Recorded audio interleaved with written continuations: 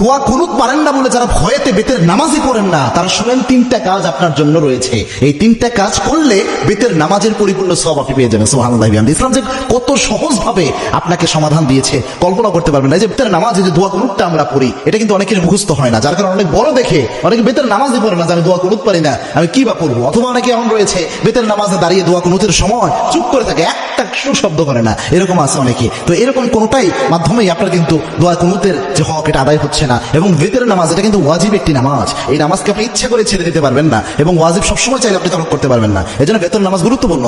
এবং আল্লাহর হাবিব সাল্লাল্লাহু আলাইহি ওয়াসাল্লাম বলতেন, ইন্নাল্লাহা বিতরুন ইউহিব্বুল বিতর, আল্লাহ রাব্বুল আলামিন নিজে বেজরকে আল্লাহ রাব্বুল আলামিন নিজে ভালোবাসেন। সুবহানাল্লাহ। এবং আল্লাহর হাবিব সাল্লাল্লাহু আলাইহি ওয়াসাল্লাম সফর অবস্থায়ও প্রায় সময় চেষ্টা করতেন বেতের নামাজ যেন ছুটে না যায়। আল্লাহু আকবার। এই জন্য বেতের নামাজ মা বোন যারা রয়েছে, বিশেষ করে আমার যুবক ভাইরা যারা রয়েছে এবং আমার বাবাজিরা যারা রয়েছে, বেতের নামাজে আপনি দোয়া কুনুত পারছেন না, আপনি কি করবেন? প্রথম যদি আপনি দোয়া কুনুত না পারেন তাহলে আপনি যে দোয়াটা পড়বেন, রব্বানা আতিনা ফিদ দুনিয়া হাসানা ওয়া ফিল আখিরাতি হাসানা ওয়া কিনা আযাবান নার।